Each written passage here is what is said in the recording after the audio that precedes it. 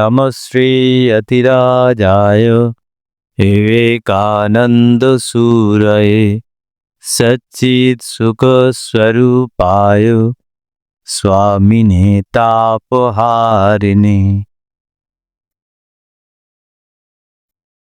নমস্কার।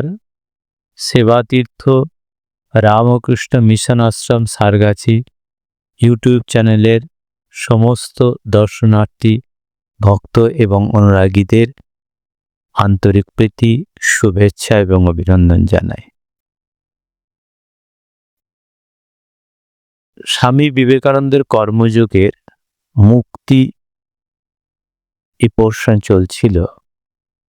সেখানে স্বামীজি বলছেন, কর্মযোগে কি বল, কর্মযোগে কি বলে, কি বলে না বলে নিরন্তর কর্ম করো কিন্তু কর্মে আসক্তি হয়েও না।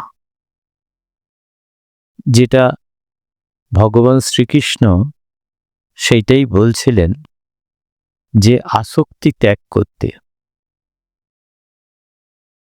কর্মে আমাদের অধিকার, কর্মণ্যেবাধিকারস্তে মা ফলেষু কদাচন কর্মফল হেতুর্ভুর মা তে সঙ্গস্তে কর্মণি।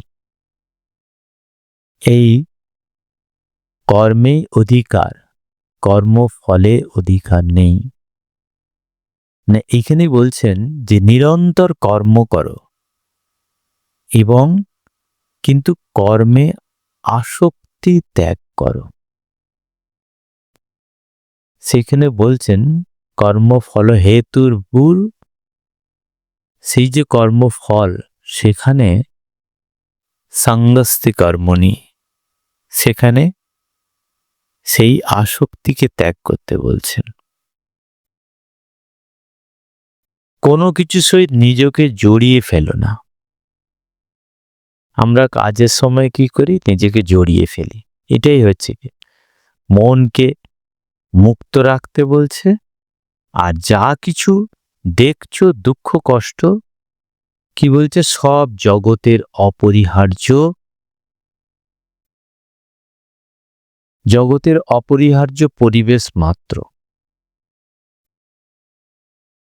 দারিদ্র, ধন ও সুখ ক্ষণস্থায়ী, ওরা মোটেই আমাদের স্বভাবগত নয়। আমরা বলি দারিদ্রতার মধ্যে আছি, সুখে আছি, দুঃখে আছি, এগুলো হচ্ছে ক্ষণস্থায়ী। এগুলো আমাদের স্বভাবগত নয়। স্বভাব মানে নিজ যে স্বরূপ, সেইটা স্বভাবগত নয়। এটা কি বলছে? আমাদের স্বরূপ দুঃখ ও সুখের পারে। কিরকম না, প্রত্যক্ষ বা কল্পনার অতীত। তথাপি আমাদেরকে সর্বদাই কর্ম করিয়া যেতে হবে। আসক্তি হইতে দুঃখ আসে, কর্ম হইতে নয়। আমাদের দুঃখটা কোথায়? কর্মতে নয়। কিন্তু আমরা কর্ম করার জন্য দুঃখ পাই তা না। আমাদের কর্মের মধ্যে ফলের আসক্তি, সেখান থেকেই আমাদের দুঃখ আসে। সেই আসক্তিতে, সেটা আমরা যখনই সেইটা আকাঙ্ক্ষা করি, সেই আকাঙ্ক্ষা থেকে আমাদের দুঃখ আসে। যে কর্মের সহিত নিজেদের অভিন্ন করে ফেলি, তখনই আমরা দুঃখ বোধ করি। যখন নিজেকে অভিন্ন, কিন্তু কর্মের সহিত এরূপ না হয়ে গেলে সেই দুঃখ অনুভব করি না। যেমন স্বামীজি একটা উদাহরণ দিয়েছি, অভিন্ন হয়ে যাওয়া। একটা ছবি, খুব সুন্দর ছবি, সেই ছবিটাকে পুড়িয়ে দেওয়া হল। সেই ছবিটা পুড়িয়ে দিতে আরেকজনকে সেই ছবিটাকে দেখানো হলো। সেই ছবিটা থেকে তার কোনো দুঃখ হল না, কিন্তু যা ছবি, সেই ছবিটা যার, সে দেখে কিন্তু খুব দুঃখ প্রকাশ করত। আচ্ছা, ছবিটা তো একটা কাগজ মাত্র, কিন্তু ওই ছবিটার সঙ্গে নিজেকে জড়িয়ে ফেলেছে। আরেকজন একই একই মানে পিকচার, সেখানে আরেকটি লোক সেই ছবিটি যখন দেখছে, সেই ছবিটির মধ্যে তার মধ্যে কোনো দাগ কাটছে না। কেন? কারণ সেই ছবিটির সঙ্গে সে জড়িয়ে ফেলেনি, সে অভিন্ন করেনি। সেই ছবিটি সে আলাদা, কারণ সেটা একটা একটা কাগজ মাত্র। সেইটাই তার কাছে আছে, সে তার সঙ্গে তার কোনো সম্পর্ক নেই। মানে এই আমরা অভিন্ন হয়ে যখন যাই, তখনই আমরা কে দুঃখ পাই। সেটা বলছেন যে কেন এই দুটো, বলছে এই দুটো এইটাই যে একজন তার সঙ্গে জড়িয়ে অভিন্ন হয়ে আছে, সে দুঃখ পাচ্ছে, আর যে জড়িয়ে নেই সে দুঃখ পাচ্ছে না। আমি আমার ভাব সকল দুঃখের কারণ। এই যে আমি আমার সঙ্গে, ছবিটার সঙ্গে আমার সম্পর্ক আছে, আমার ছবি। এই যখনই আমার এসেছে, আমি এসেছি, আমি এবং আমার, তখনই দুঃখ। অধিকারের ভাব থেকে স্বার্থ আসে, এবং এই যে অধিকার কার না, এই এই এইটা আমার অধিকার, মানে এই ছবিটা আমার অধিকার। এখান থেকে কি হবে? যখনই অধিকার মানে স্বার্থ আসবে, আর স্বার্থ থেকে দুঃখ আরম্ভ হয়। আমার জিনিস, আমার চেয়ার, আমার টেবিল, আমার কি বলেছে অর্থ, আমার গাড়ি, যখনই আমার সঙ্গে জড়িত, অভিন্ন করব, স্বার্থ আছে, তখনই সেখান থেকে দুঃখ। না হলে কর্মের মধ্যে কোনো দুঃখ নেই, যেটা বলছেন। অধিকারের ভাব থেকেই হচ্ছে দুঃখ। হচ্ছে প্রতিটা স্বার্থপর কার্য বা চিন্তা আমাদেরকে কোনো না কোনো বিষয়ে আসক্ত করে, এবং আমরা সঙ্গে সঙ্গে সেই বস্তুর দাস হয়ে যাই। যখনই সেইটার সঙ্গে আমরা আসক্তি হয়ে যাচ্ছি, স্বার্থ জড়িত হয়ে যাচ্ছে, তখনই আমরা সেইটার মধ্যে একটা দাস হয়ে যাচ্ছি, দাসের মতো আমরা করছি। কিন্তু স্বামীজি বলছেন না, প্রভুত্বের মতো কাজ করতে হবে। প্রভু যেমন কাজ করায়, ঠিক সেই রকম ভাবে কাজ করতে হবে। সেখানে আমার আনন্দ থাকবে, সেখানে আমার কর্তৃত্ব থাকবে, কিন্তু আমার বোধের থাকবে না। আমি জড়িয়ে ফেলবো না, আমার স্বার্থ আছে, আমার এটা না পারলে আমি, বা আমার এটা কি হবে, এই রকম না।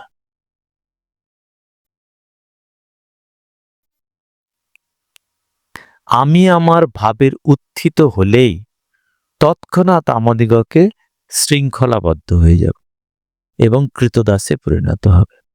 যতই আমরা আমি আমার বলি, ততই দাসত্ব বাড়তে থাকে, ততই দুঃখ বাড়তে থাকে। সেই জন্য বলছেন যে অতএব কর্মযোগ বলে জগতে যত ছবি আছে সবগুলি সৌন্দর্য উপভোগ করো, কিন্তু কোনটির সহিত নিজেকে এক করে ফেলো না। যত ছবি, সে ছবি আমরা অনেক দেখতে পারি, অনেক দেখতে পারি, সেই ছবিটিগুলোর মধ্যে নিজেকে জড়াতে নিষেধ করছে। কিরকম? যে আমার কখনো বলিও না। আমরা যখনই বলি এটি আমার, তখনই সঙ্গে সঙ্গে দুঃখ আসবে। আমার সন্তান, এ কথাও মনে মনে বলো না। ছেলেকে আদর করো, তাকে নিজ আয়ত্তে রাখো, কিন্তু আমার বলো না। আমার বললেই দুঃখ আসবে। তাই ঠাকুর কি বলছেন? ঠাকুর বলছেন এখানে সংসারে থাকবে কি করে? দাসীর মতো। একদম পারফেক্ট উদাহরণ, দাসীর মতো। দাসীরা কি করছে? সে আমার গোপাল, আয় রে আমার গোপাল, আমার গোপাল খাবে না, আমার গোপাল খাওয়াচ্ছে, গোপালকে আদর করছে, ঘুরতে নিয়ে যাচ্ছে, সব। যাই বাবু বলল যে তোমার আর দরকার নেই, সঙ্গে সঙ্গে পাওনা ঘন্টা নিয়ে সে চলে গেল। এই যে গোপাল গোপাল করে যে এত তাকে ভালোবাসা দেখাচ্ছিল, মুহূর্তের মধ্যে সে ছেড়ে চলে যাচ্ছে। তার সে জানে যে এ গোপাল আমার গোপাল নয়, এ গোপাল যে আমার গ্রামে আছে সে আমার গোপাল, ওটা আমার নয়। এই যে মনের মধ্যে যে আমার নয়, মনের মধ্যে কিন্তু তাকে যত্ন নিচ্ছে, তাকে খাওয়াচ্ছে, তাকে যা যা রুটিন মাফিক তাই করাচ্ছে, যা কর্তব্য আছে করছে, তাকে সব করছে, তাকে আলগাচ্ছে, তাকে রক্ষা করছে, সব করা হচ্ছে, কিন্তু মনে মনে আছে যে আমার নয়। ঠিক সেই রকম জগতে আমরা প্রচণ্ড কর্ম করব, নিরন্তর কর্ম করব এবং সমস্ত জিনিস সুন্দর করে সাজাবো। আমার সংসারে যাকে বলছি যে আত্মীয় স্বজনের মধ্যে দিয়ে ভাই বোন বন্ধু বান্ধব ছেলে পুলে বাবা মা সবাইকে যত্ন করবে, যেখানে যেমন যা পরিচর্যা করার দরকার, যা সম্মান দেওয়া দরকার প্রত্যেককে করব, কিন্তু মনে মনে জানতে হবে আমার নয়। তাহলে আমার নয় কি? একটা বোধ। এইখানে কি করেছে, আমাদের একটা খুব সুন্দর জিনিস আছে, ঠাকুরের সমস্ত কাজটা ঠাকুরের বলে ছাড়তে। আমার ঠাকুরের যখনই বলবো আমার নয় বললে অনেক সময় কি হবে, আমাদের যত্ন নিতে ইচ্ছে হয় না। আমার বললে কাজটা যখনই আমার হয়, অনেক বেশি আমরা যত্ন নিই, সময়ের দিকে খেয়াল থাকে না আমাদের, এত বেশি ওটার মধ্যে এটাকে মনে নিবেশ থাকে। কিন্তু যখন আমার থাকলে সেটা কি থাকবে? থাকবে না। তাহলে আর্ট থাকবে না, কাজের প্রতি নিষ্ঠা থাকবে না, ভালোবাসা থাকবে না। তাহলে কি করে করবে? ঠাকুরের বোধ, এটা ঠাকুরের কাজ, তখনই সেবায় পরিণত হবে এবং তখনই আমাদের এই আমিত্ব থেকে দূরে থাকতে হচ্ছে। বলছে যে আমার বাড়ি আমার শরীর এরূপ বলিও না, এখানেই মুশকিল, যাই বলবে আমার সঙ্গে সঙ্গে মুশকিল। এই শরীর তোমারও নয়, আমারও নয়, কারও নয়, এগুলি প্রকৃতির নিয়মে আসছে আর যাচ্ছে, কিন্তু আমরা মুক্ত সাক্ষী স্বরূপ। গীতাতে তাই কি বলছেন? প্রকৃতি ক্রিয়মাণানি গুণাই কারবাণী সর্বস্ব অহংকার বিমূঢ়াত্মা কর্তা অহম ইতি মন্যতে। প্রকৃতির নিয়মেই সমস্ত, তার গুণেতেই সবকিছু ক্রিয়মাণানি, সমস্ত কর্মটা তার নিয়মেই চলছে, প্রকৃতির নিয়মে। আমরা কিছু করছি না, কিন্তু আমরা অহংকার বশত বলছে যে আমি করছি, আমার দ্বারা কিচ্ছু হচ্ছে। ঈশ্বরের ইচ্ছা, এখানে ঈশ্বর বলা হয়, প্রকৃতি করছে মানে তিনি ঈশ্বর, তিনি করাচ্ছেন, তারই সমস্ত করণীয়, তারই সমস্ত কর্ম তিনি করছেন। আমরা মাঝে পড়ে কি হয়েছে, আমি করে চেঁচাচ্ছি। আমি কি না থাকায় সূর্য উঠবে না? আমি কি না থাকায় রোদ উঠবে না? আমি কি না থাকায় বৃষ্টি হবে না? আমি কি না থাকায় গাছটা বেড়ে উঠবে না? প্রকৃতির সে তার সমস্ত কর্ম তার করে যাচ্ছে, আমরা মাঝের মধ্যে পড়ে আমি করে চেঁচাচ্ছি। একখানি ছবি বা দেওয়ালের যতটুকু স্বাধীনতা আছে, বলছে শরীরে তদপেক্ষা বেশি নেই। একটা শরীরে, একটা দেয়ালের কি স্বাধীনতা আছে? বলছে একটা ছবির কি কোনো স্বাধীনতা আছে? ছবিকে যেখানে টাঙিয়ে রাখবে সেখানেই থাকবে। দেয়ালটাকে যেখানে মিস্ত্রি তৈরি করেছে, যেখানে ইঞ্জিনিয়াররা তৈরি করেছে, সেখানেই পড়ে আর সে তো হাঁটতে পারে না, যেতে পারে না, কোথাও কিছু করতে। তাহলে কি বলছে শরীরটা? শরীরটাও সেই একই রকম, সেও কিচ্ছু করতে পারে না, সেও কিচ্ছু করতে পারে না, তারও স্বাধীনতা এইটুখানে। আমরা যেটা বলি সেটা আমাদের একটা কি হচ্ছে, বৃত্তির টানে আমরা যাই। আমরা আসক্তির জন্য আমরা এদিক ওদিক দৌড়াদৌড়ি। সেখানে ভাবি আমরা স্বাধীনতা, না, সেটা স্বাধীনতা না। সেই স্বাধীনতাটা ততটুকুই যতটুকু দেয়ালের মধ্যে আছে। দেয়ালকে যদি না নিয়ে যায়, সে কি যাবে? ছবিটাকে কেউ না নিয়ে যায়, সে কি যাবে? শরীরটাকে কে নিয়ে যাচ্ছে? সেই নিয়ে যাচ্ছেন যিনি চৈতন্য স্বরূপ, যিনি চেতন, তিনি নিয়ে যাচ্ছেন। অতএব ঈশ্বর অন্তর্যামী হয়ে আছেন যিনি, ব্যষ্টির ক্ষেত্রে অন্তর্যামী হয়ে আছেন। একটা শরীরের প্রতি আমরা এত আসক্ত হব কেন? বলছে যদি স্বাধীনতা নেই তাহলে আসক্ত হব কেন?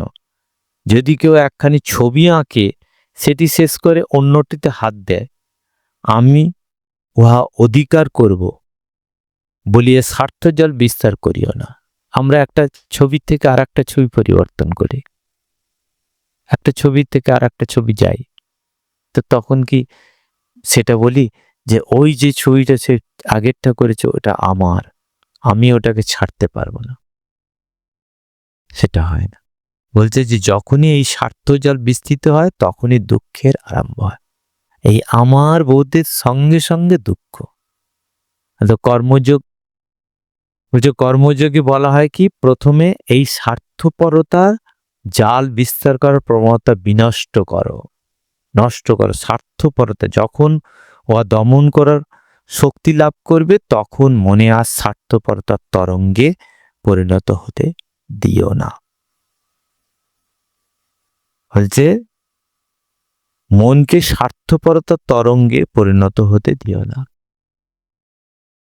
কারণ আমাদের এই স্বার্থ তরঙ্গটা সব সময় উদ্গীরণ হচ্ছে, সব সময় তরঙ্গ প্রবাহিত হচ্ছে, সেটাকে উঠতে দিতে হচ্ছে।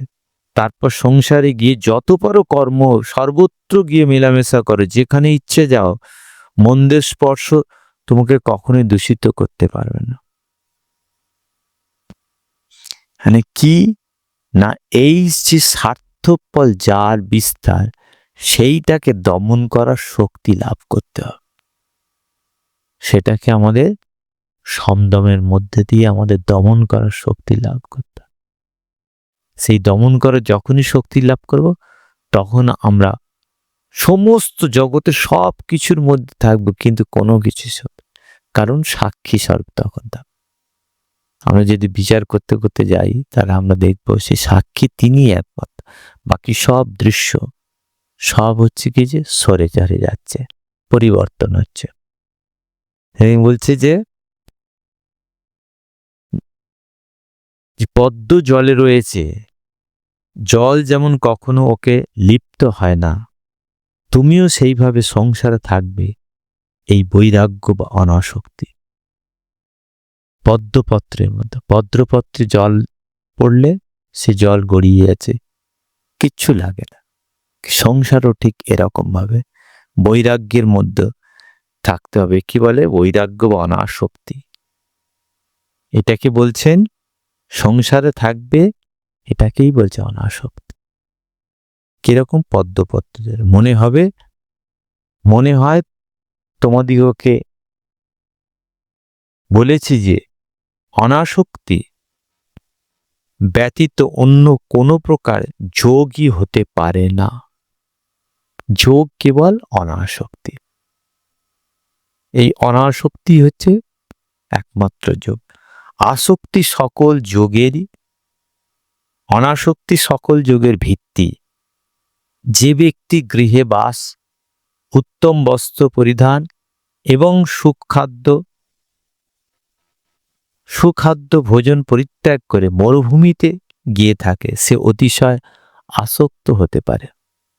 আমি সব কিছু ছেড়ে মরুভূমিতে চলে গেলাম, কিন্তু সে আসক্তি হতে পারে। কিরকম? না, একমাত্র শরীরকে সম্বল করে আসক্ত। কারণ শরীর মন মধ্যে দিয়েই তো সংসার, জগৎ সংসার মানেটাকে এই শরীর থাকায়, তার মধ্যে সেই শরীর মনের যে, এবং শরীর মানে তার ইন্দ্রিয় আছে, এবং ইন্দ্রিয় বিষয়ের আকর্ষণ বোধ করছে ইন্দ্রিয়, তার সঙ্গে জড়িয়েই যত কিছু তার সংসার বাইরে কিছু নেই, সবই এই ভিতরে। সেটা বলছে যে আমরা মরুভূমিতে গিয়ে থাকতে পারি, কিন্তু সংসার তার হচ্ছে শরীর তার নিকট সর্বস্ব হতে পারে, সেটা নিয়েই তার সংসার। ক্রমশ তাকে তার দেহের জন্য প্রাণপণ সংগ্রাম করতে হবে। এই আমার দেহ বলে তাকে সেইটাকে যত্ন নেওয়ার জন্য তাকে প্রাণপণ সংগ্রাম।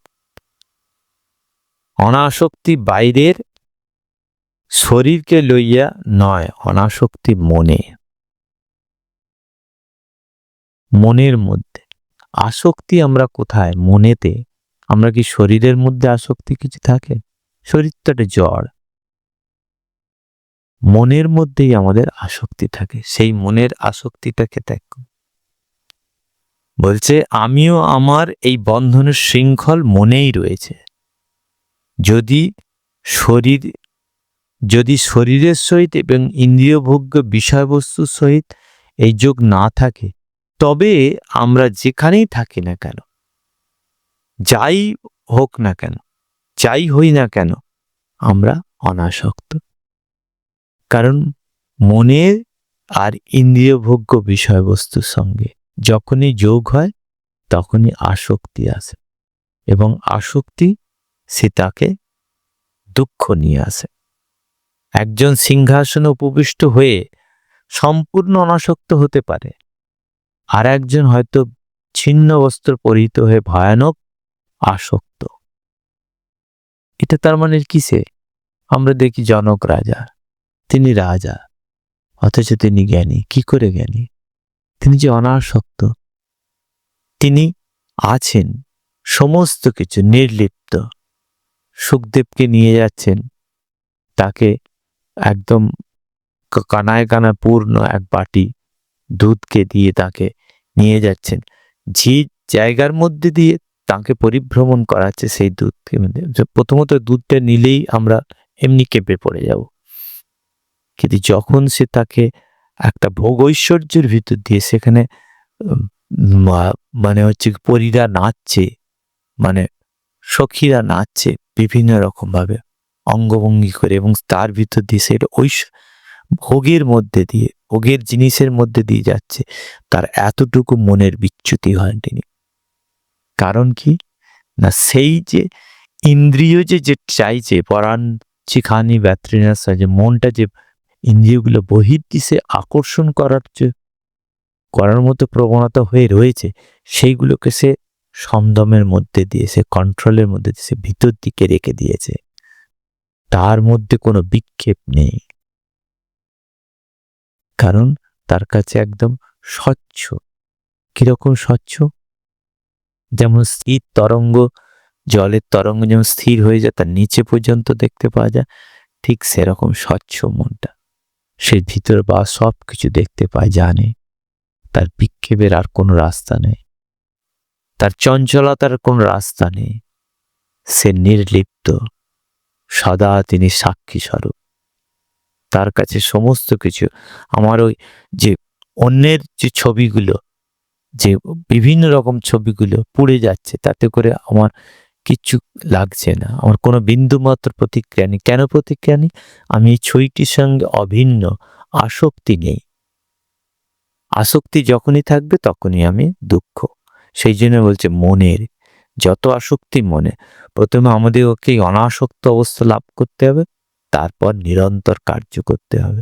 যে প্রণালী কর্মবলী আমাদেরকে সর্বপ্রকার আসক্তি ত্যাগ করতে সাহায্য করে, কর্মযোগ আমাদেরকে তাই দেখাইয়ে দেয়। অবশ্যই এ অতি কঠিন। কি আসক্তি? যেখান থেকে এই আসক্তি ত্যাগ করতে পারবো, সেটাই কর্মযোগ, সেটাই যোগ এবং সেবাতে পরিণত। তখনই আমরা সেখান থেকে বেরিয়ে আসতে পারি।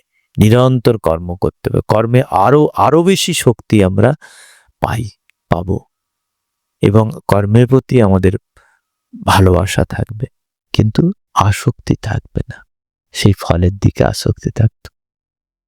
ওম শান্তি শান্তি শান্তি। হরি ওম তৎসৎ। শ্রীরামকৃষ্ণার্পণমস্তু।